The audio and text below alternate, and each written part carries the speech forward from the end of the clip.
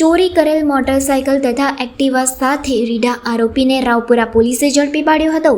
રાવપુરા પોલીસના માણસો પેટ્રોલિંગમાં હતા તે દરમિયાન બાતમી મળી હતી કે એક ઈસમ ચોરીની મોટરસાયકલ સાથે રેલવે પરેડ ગ્રાઉન્ડ પાસે ઊભો છે. જે બાતમીના આધારે ખારીવાવ રોડ રેલવે પરેડ ગ્રાઉન્ડ પાસે જઈ તપાસ કરતા બાતમીવાળો ઈસમ મળી આવતા તથા તેની પાસે મોટરસાયકલ તથા એક્ટિવા મળી આવતા તે સંદર્ભે તપાસ કરાવી હતી.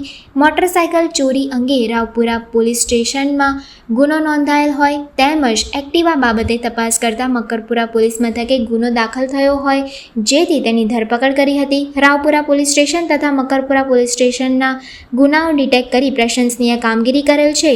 પકડાયેલા આરોપી ખાલિદ યુસુફ ગજિયાવાલાની ધરપકડ કરી 20,000ની કિંમતની મોટરસાયકલ તથા 40,000ની કિંમતની એક્ટિવા જપ્ત કરી કાયદેસરની કાર્યવાહી હાથ ધરી છે.